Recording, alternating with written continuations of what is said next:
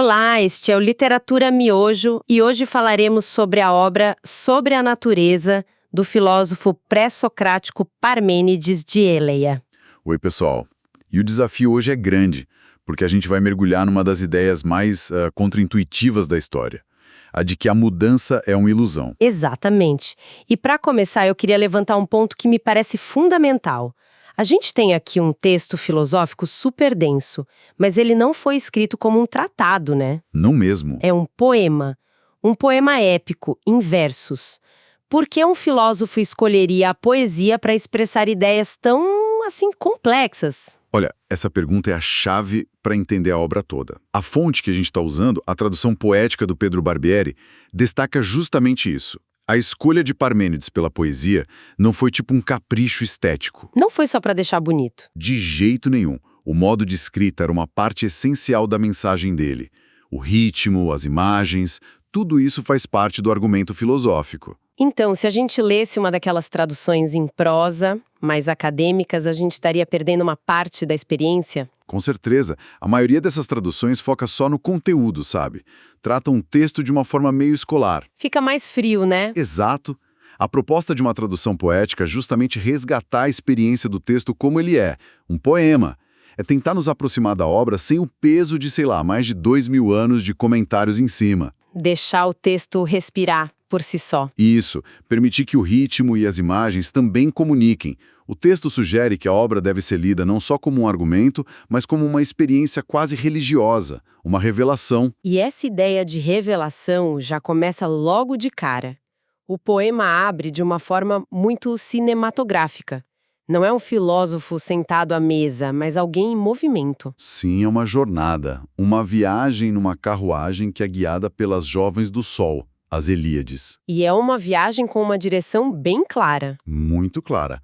Elas o conduzem para fora dos lares da noite, sempre em direção à luz. É uma jornada totalmente simbólica, né? Sair da ignorância para o conhecimento. E essa jornada leva a um lugar bem específico, um portal. Isso. Um portal que separa os caminhos da noite e do dia. E a guardiã desse portal é a deusa Dike, a justiça. É ela quem tem as chaves. E não é fácil passar por ela, imagino? Não. As jovens precisam convencê-la, usar de ternas palavras, de persuasão, para que ela abra os portões para o nosso narrador. E é aí que a coisa fica realmente interessante. Ele passa pelo portal e é recebido por outra deusa.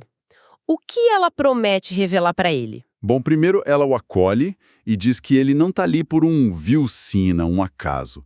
Ele está ali pela lei e a justiça. Ou seja, ele mereceu. Exato. E aí ela promete que ele vai aprender duas coisas fundamentais. A primeira, o estável, circular coração da verdade. A verdade com V maiúsculo. Exatamente. E a segunda coisa é a mortal opinião sem a fé verdadeira. Essa dualidade. Isso vai estruturar todo o resto do poema, né? Verdade de um lado e opinião humana do outro. Com certeza. É a base de tudo. A deusa vai apresentar primeiro o caminho da verdade e só depois o caminho enganoso das opiniões. Então, vamos por partes. A filosofia central de Parmênides se baseia nessa escolha entre dois caminhos. Exatamente. O primeiro caminho é o da verdade e a deusa define isso de uma forma muito direta. É o caminho que há e jamais pode deixar de ser. A via do ser. Simples assim. Simples e radical. Ela chama de trilha da convicção. É aqui que surge aquela frase famosa do fragmento 3, pois o mesmo é o pensar e o ser. E o que isso quer dizer na prática? Que só podemos pensar naquilo que existe. É por aí. Tenta pensar no nada absoluto, não num espaço vazio, mas no puro não ser. É impossível. A mente não tem onde se agarrar. Certo. E qual seria o segundo caminho, o que a gente deve evitar? É a via do não ser. Aqui não é e nem sequer pode haver. A deusa é categórica, diz que essa rota é insondável. Não se pode conhecer nem expressar o que não é. E é nesse segundo caminho que os mortais, segundo ele, se perdem. Sim. O fragmento 6 descreve os mortais como nécios que deambulam com duas cabeças. Duas cabeças, nossa. Ser são o mesmo e o não mesmo. Eles tentam andar nos dois caminhos ao mesmo tempo. Exato.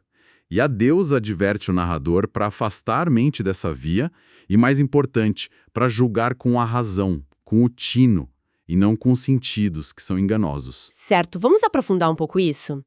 Se a verdade é o ser, o que exatamente é esse ser que a deusa descreve? Olha, o fragmento 8 é o coração filosófico do poema. É ali que ele detalha as características do ser, que em grego é toeon. E quais são essas características? São bem precisas. Primeiro, o ser é incriado e indestrutível. O poema diz, o ser é incriado e indelével. Ele não tem começo nem fim. Porque se tivesse vindo de algo, teria vindo do nada, o que é impossível. Perfeito. Segundo, ele é eterno e presente. Nem já foi, nem será. Olha, é todo e coeso e contínuo e um. Ele existe num agora perpétuo. E isso é radical, ele está negando a existência do passado e do futuro. Para o ser, sim. Passado e futuro implicam uma forma de não ser, o que não é mais e o que ainda não é. Então, não se aplicam à verdade. Uau! E tem mais. Tem. O ser é completo e indivisível. Nem mesmo é dividido. É um todo coeso, não tem partes ou falhas. É um todo pleno, homogêneo. E por último, eu imagino que ele seja imóvel. Exatamente. É imóvel nos termos de seus vastos elos. O ser não muda. A mudança é uma ilusão dos sentidos. E a imagem final que ele usa para descrever isso é muito poderosa, né? Sim, ele o compara à massa de cíclica esfera, perfeita, equidistante do centro em todos os pontos. É uma imagem de perfeição, totalidade, imutabilidade. Então, para Parmênides, essa é a única realidade verdadeira? É a única.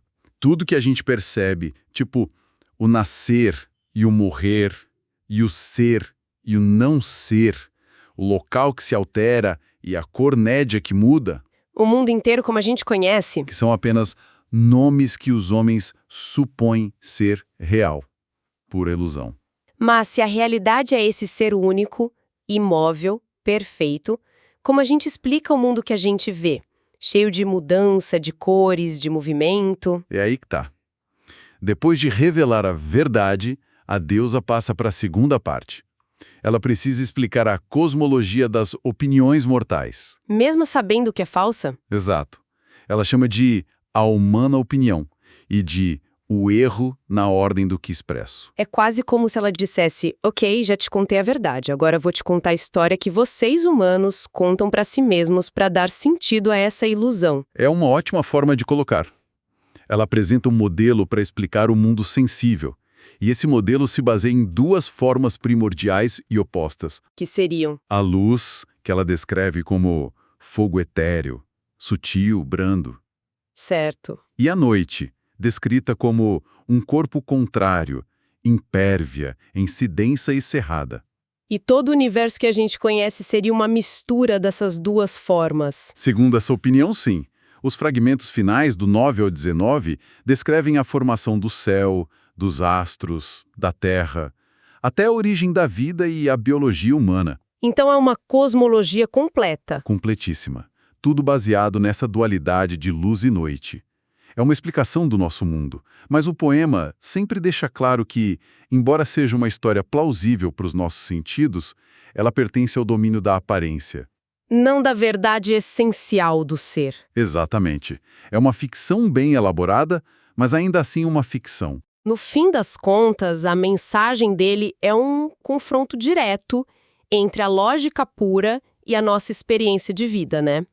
Ele nos força a escolher, o que me leva a uma última provocação. Manda. Parmênides deixa um quebra-cabeça monumental. Se a razão pura leva à conclusão de que tudo o que percebemos com os sentidos é falso, em quem a gente deve confiar? Na razão ou nos sentidos? Essa pergunta continua ecoando até hoje, não é? Com certeza. De Platão até a física quântica. É um enigma que ele nos deixou e com o qual a gente ainda está lidando. Este foi o Literatura Miojo. Rápido, mas com gosto de quero mais. Todas as terças e quintas, às 10 horas, uma obra nova. Curtiu?